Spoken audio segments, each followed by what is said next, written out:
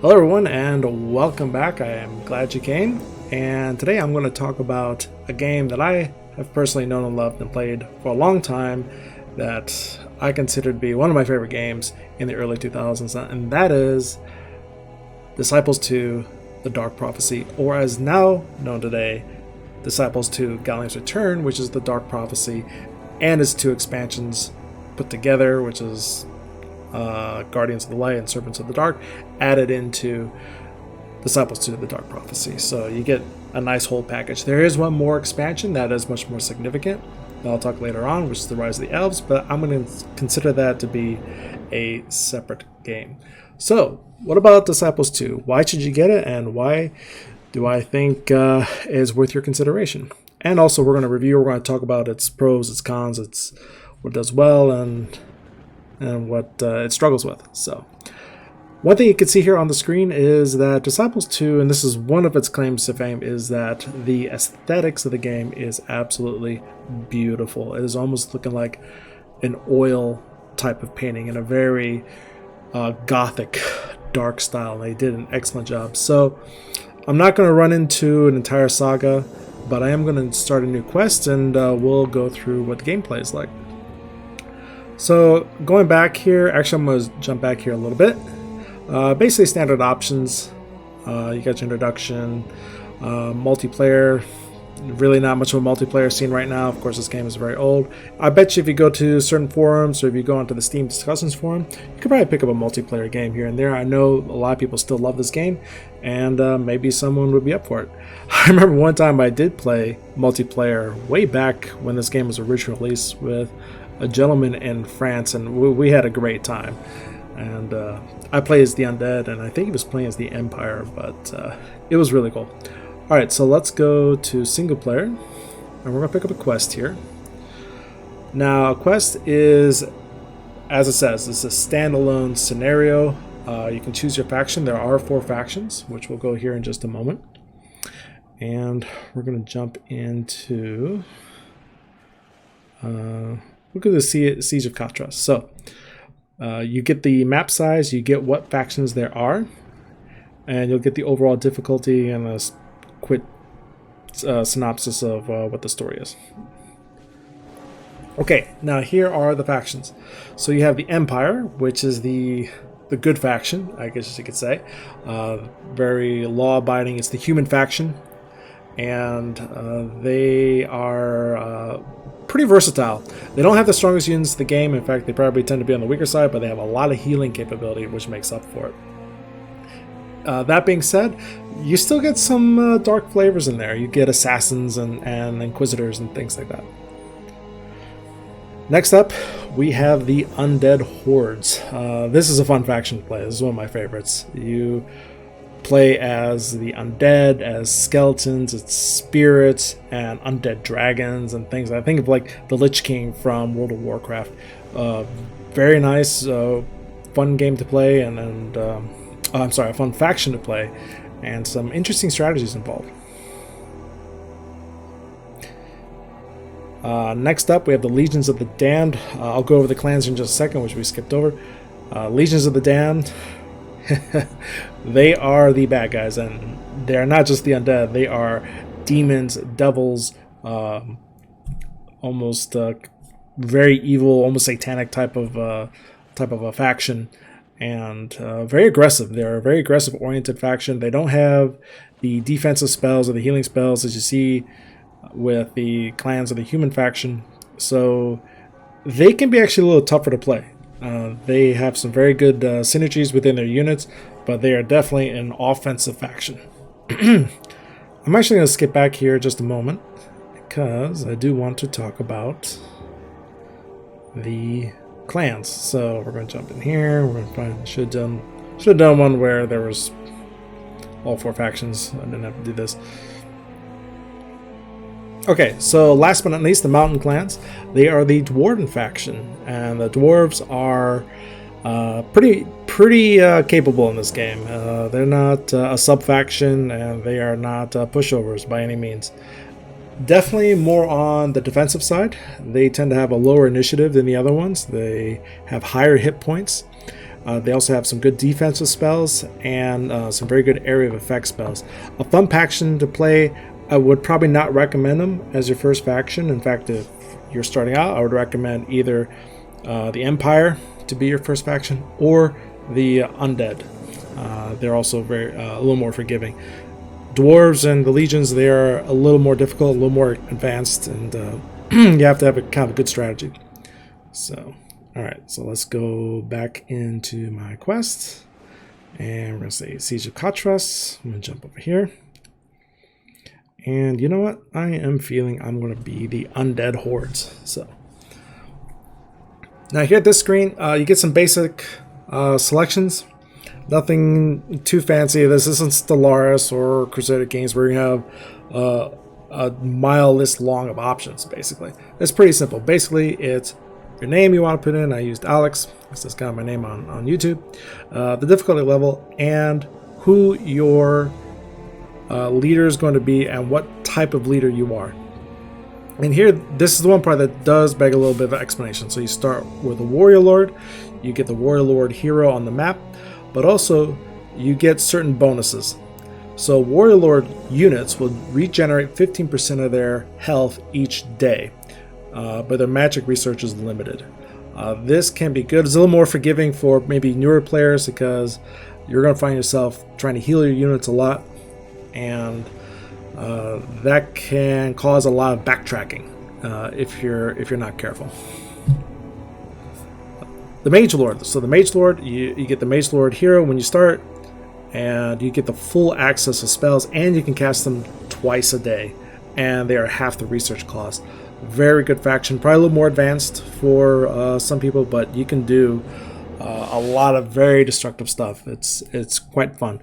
But now you're going to be dealing with units that need to be healed. Maybe you have to, be a little more careful, bring some more potions and things like that to heal your units.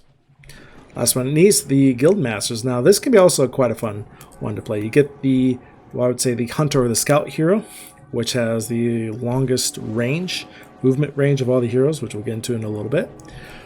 They are capable of using a lot more thief action. So if you're good with thieves and you really want to have more strategic options on using thieves, on more subtlety and subterfuge and skullduggery and poisons and things like that to help manipulate the map to your advantage. This was another fun faction to play. Again, a little bit more advanced, probably not recommended for the very first player, but also pretty neat.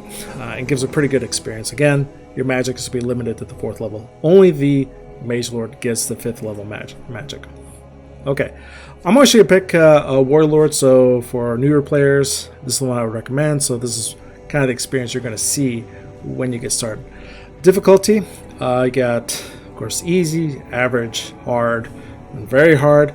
The AI in this game is pretty decent. It's not going to fall into loops that could be tricked.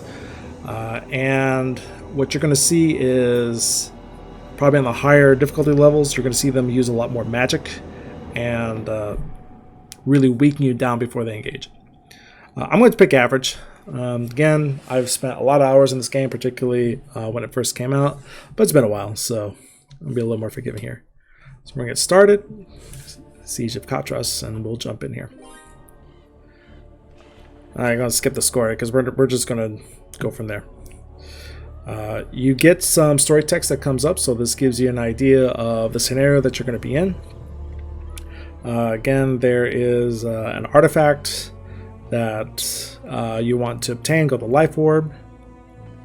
Now, for the Undead Hordes, they want to destroy this because they are undead. Life is not their thing. So we got some different scenarios here. And we have this Count Dracula-like scout unit. Again, look at the portraits. Absolutely gorgeous to look at. And he's kind of giving us a status report. So, and he counts as a hero. So in some scenarios, you're going to start with your hero, and some scenarios you're going to start with more than one hero, and we're going to start from there. So my actual hero is this guy. He is Zythar. The name is randomly generated. I'm not sure if you can change him or not, but it's not a big deal. Now, your actual party, and this is throughout the entire game, is a maximum 6-member party. You have a 6-member stack. Essentially, they are in 3 columns and 2 rows. On the first row here to the right, that is your front echelon units. These are the ones that are going to be your primary fighters. So this is a warrior lord. He is a fighter type unit. See here some stats. He's got some immunities. He's got an 80% chance to hit. He does 50 damage. So what I like to do is move a fighter up front and then have 2 rear support units with the warrior type of leader. So this one is a ghost. And lastly, I want to put an initiate. So, and I'll show here in a little bit what these do. So this is the setup you want. You do not want these flipped. You want your weaker units here on the left. You can see them looking towards the right. So this gives you an indication of where the front line is, where the rear line is. Now, there's a paper doll. This is your leader, and he can equip items. So I'm going to actually take these 2 healing potions there. I'm going to go from there. Now, there is some strategic city building and gameplay. Now, it's not very in-depth. It serves the purposes of the game, and I think it does it quite well. It doesn't completely snowball you or completely overwhelm you, which can be an issue with turn-based strategy games. You know, some games can completely nail you. I was trying to get into Crusader Kings 2 earlier today. I have a lot of studying to do to learn that game. So anyways, this is your city management screen. You get 1 primary city. You can conquer other cities, but this is your capital. This is the capital. This is what you need to defend. If you lose this capital and its guardian, it's game over. So a couple different options here. You have an army screen. You have a build screen. You can make your army leave. You have a research spell screen and a few other options. So here we actually want to go in and want to build structure. So we have 490 gold here, and you have a lot of different options on what you want to build in your capital. And namely, what these structures are going to determine is the upgrade path of your units. So your units, they gain experience, and as when they hit a certain level, they're going to upgrade. They're going to go up to the next level unit, and which unit it upgrades to is going to be decided by how you develop your city and what structures you build in your city. And they are exclusive. So in this example, if I build Holy Ground, I will no longer have access to the Evil Monastery and the Dark Idol. So once you build these, you're set in that path, and you can't knock them down. You can't change your mind later. In a scenario, in that particular game, once you build it, that's your decision. That is it. You can't redo it later. So you got to think a little bit how you want to do this. And that's going to be determined by really what enemies you're going to be facing. But in general, at first, though, you have these other buildings. And these are pretty general. You're going to build all 3. This one is not exclusionary. Which one I want to start off first? Actually, I'm going to start with the Magic Tower. And the Magic Tower is needed to research spells. So if I click this button here, this is my resources. There are 4 different types of mana. When you go into Rise of the Elves, which is the main expansion, there will be 5 because there's a 5th faction. But here you have Death Mana. That's the one we're going to use. We're going here, and we can research our 1 spell. Again, the research cost is 200. Casting cost is 100. And we can research 1 spell. And I'm going to go with Pestilence. I'm going to start with that one. Give me at least a basic nuke spell. Now, I can't use it yet because I only have 75 mana yet left. But on the next turn, I should be able to. Alright, so now this is our kind of overall strategic screen. You see the mana node here. This is the death mana node right there. And this is the gold mine. This gives you your income. And again, these are refreshed, or they put in more mana and gold into your treasury and your coffers, so to speak, every turn. The more mines you control, again, the more gold you get. And same with mana. So I'm going to select my hero, and we're going to go into our first battle. So here we got a little bit of intel. We know what this guy is, so we can just jump right in. Okay, this is your basic battle setup. You're going to see your party, if you're the attacking party, you're going to see them up in the upper left, defending party in the bottom right. Now, if your party's attacked, it will be flipped. Your party will be down here at the bottom right, the attacking party will be up in the upper left, and it's always kept in that orientation. So here, you go in order, and the order is based on the initiative of each individual in the party across both parties. It just comes down to the fastest. So right now my hero, he has probably the highest initiative, or the RNG just rolled that way a little bit. He's going to go first. So I'm going to start with an attack, and it does his 50 damage. And I'm going to also use my fighter to hit him,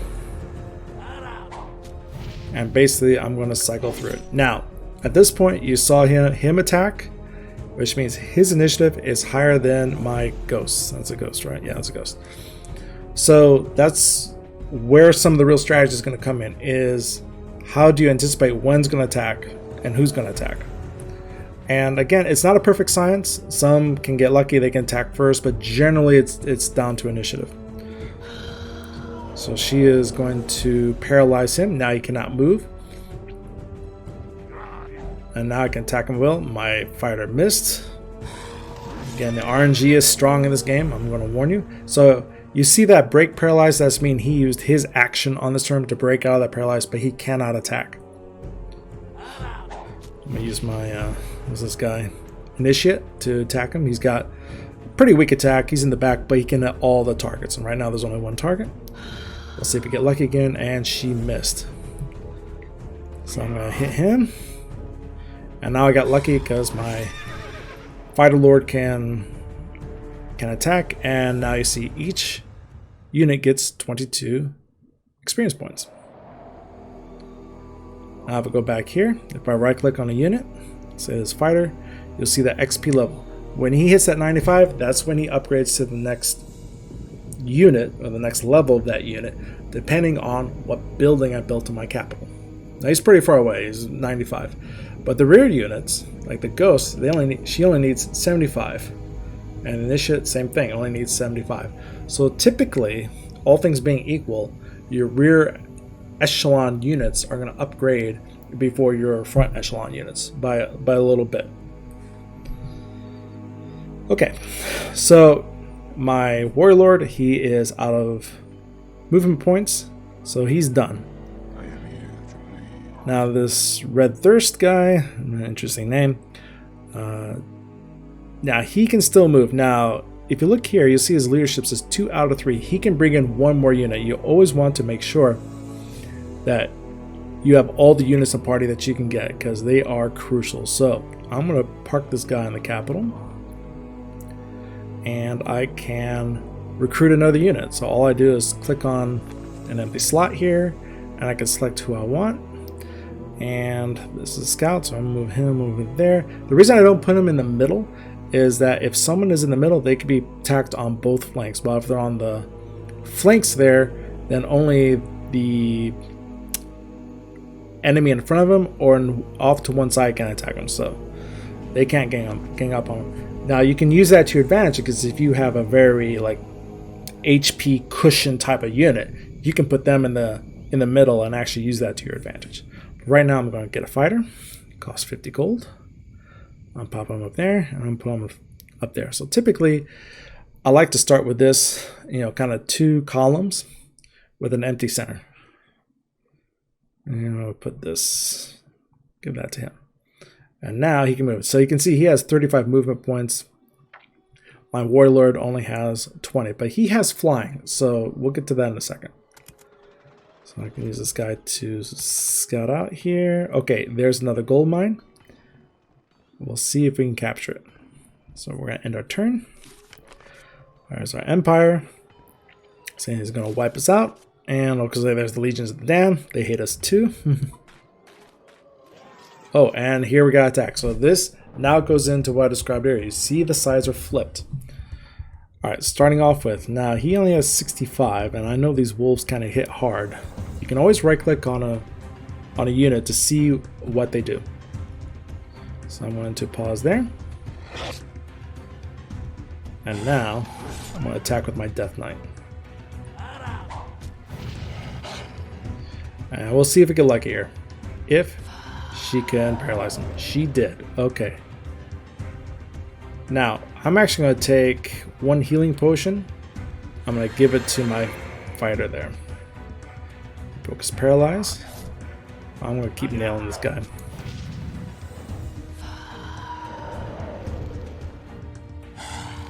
And here I'm going to attack. I got quite fortunate because the ghost, she was able to paralyze him twice. Because if you look at her chances to paralyze is 65% chances to hit. So RNG Jesus has been good to us so far. Oh wait, another wolf? Okay, thankfully didn't get that far. Now, something you notice here, you saw the land expand, and that's key. Your land gradually grows, and it's been growing in that direction. But it looks like I'm going to have to plant a rod over here to claim this. So I'm going to move my scout. I think that's the edge of the map, so I'm not really interested over there. Oh, and these wolves, it looks like they're going to keep coming out here. Okay, so these guys are all healed up. Again, your leader also gets certain abilities as they level up, because your leader also levels up over time. Now, they're not going to upgrade, but they can get additional leader abilities. So a warrior lord starts off with artifact lord. They can use artifacts, and on this particular one, he can actually fly. You actually look, his nightmare horse is actually in the air, which allows him to cross rivers without having to go on a boat. Okay, so we're going to take on this wolf again. They will suffer. Alright, so he got pretty good munched here. And that, again, those wolves hit hard when your units are pretty low level. So, okay, he's paralyzed.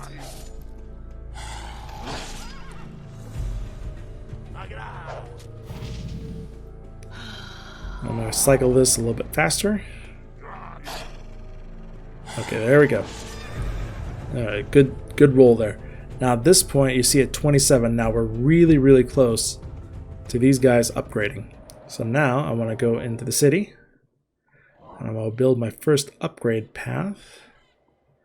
And actually, I'm going to start with a warlock. Let's build him. Master. And I'm going to move this guy up. Man at arms, but he's going to stay right there. Looks like we have another wolf coming out here. Now here I can use a spell. Kind of weaken him down first.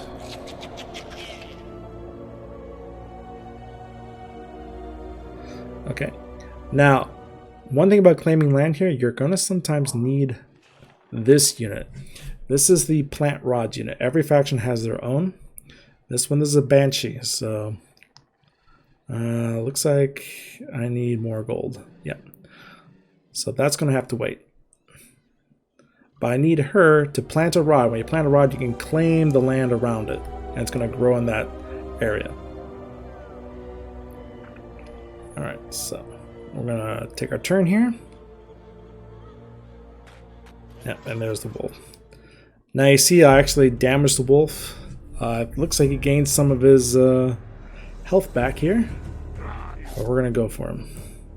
Now here, the scout. The scout for the undead hordes is unique. He's not the same as the other ones for the other three factions. I'll show you what I mean. So he did a spell, and that spell both hits the entire party and it drains life, which is essential. So I'm putting him on guard. When someone's on guard, they only take half damage. Oh. And he missed. I'm going to see if we can whittle down this wolf here. And hopefully I don't miss. Okay, so we're going to hit him with our... We're just going to kind of go all in here. Cross our fingers. Okay, we got him.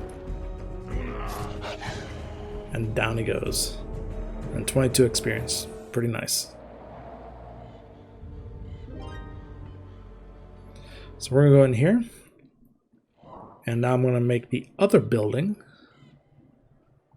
for my ghost. And we're going to turn him into a specter. There's only one path, so that makes decisions kind of easy. Who must die? Alright. So let's see here. So this is a spearman and man-at-arms. And you know what? Just for sake of purposes, I'm going to heal this guy up. Normally I don't blow my potions this fast, but you know, this is just for educational purposes. So these are pretty strong units, so I'm actually going to put him on defend. And I got lucky there. He missed, so the enemies can miss just as much as you can. It's not guaranteed. Now I want to take out the spearman because he's in the middle. He can hit either of these units. This man-at-arms can only hit my warlord. Okay. Again, he missed him, but got him. And I want to see if I can paralyze him, and it worked. Okay, good. Now, actually, I'm going to put him on defend. You definitely don't want to lose your warrior lord. Okay. Oh, he used a potion. Actually, I've rarely seen that. Okay, let's just keep going at him. And I'm going to keep him on defense. So they are weakening down here. Oh, she missed again. Alright, I'm just going to go in on this guy. Oh, he's using his turns here actually to heal himself up, but he can only carry 2 items. So he is out of potions. And now, same thing. Ooh.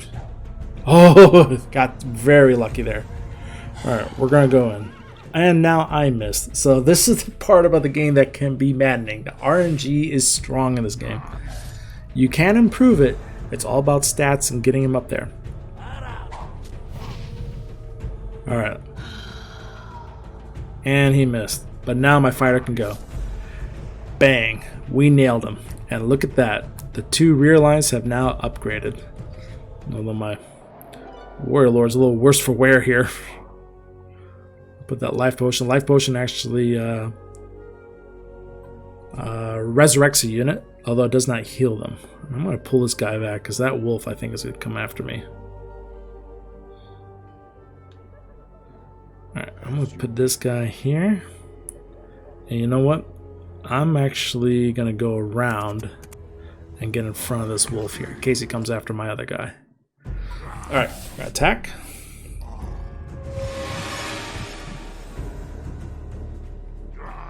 And this wolf is a lot stronger than this was possessed. Oh, yeah, there you go.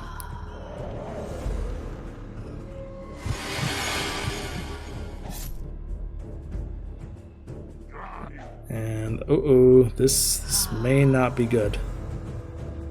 I'm gonna put him on defense here.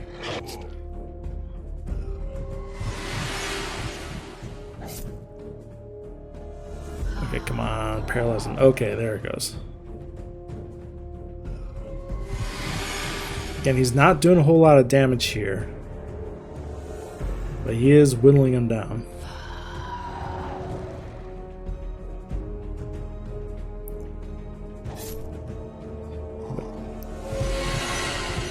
And actually, I see if I can paralyze him. Okay, good. I'll put this guy on hold. But now I'm going to use this. I'm going to heal him. Should be healing him. Maybe I can't heal him when he's defending. Okay.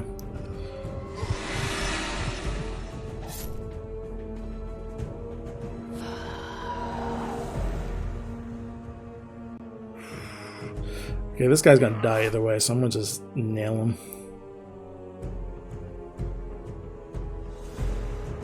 Okay. I thought I could use... Now that might be actually a little bit of a glitch there. Okay, so here we go. We're going to paralyze them. Now, my front line is gone, so now I'm down to my back units.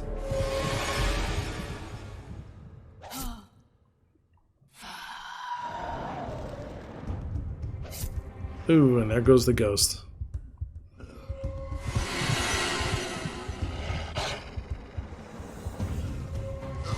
And that nails him. Okay, so my leader is the only one who survived. but he gained a level. Okay, so we're going to end the turn.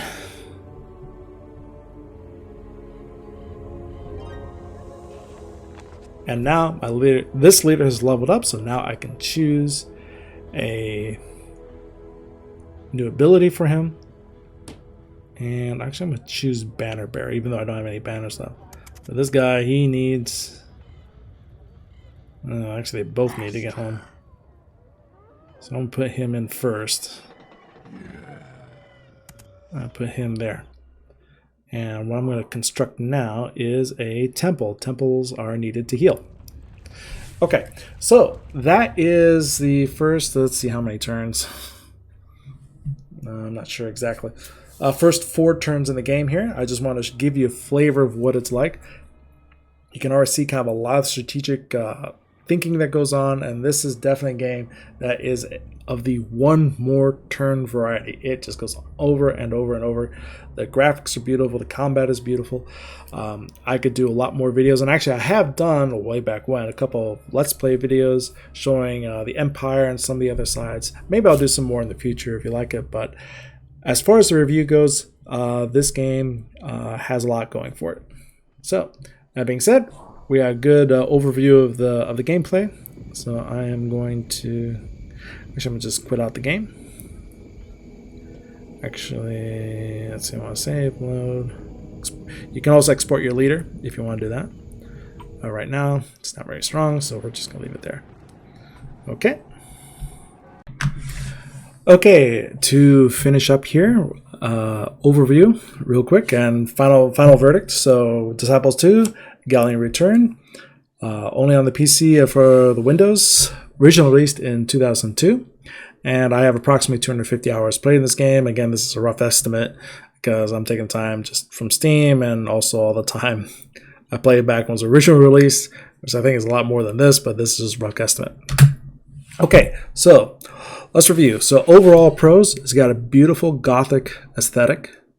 Again, when you're doing a review of a retro game, you can't take it just on technical merits, because of course any game that is 21 years old at this point is not going to hold a candle to modern games. So you kind of have to judge it on a different criteria. I use aesthetics, color palette, and how well it's aged. You know, does it completely destroys the eyes? Definitely not the case with Disciples 2. Beautiful, beautiful graphics.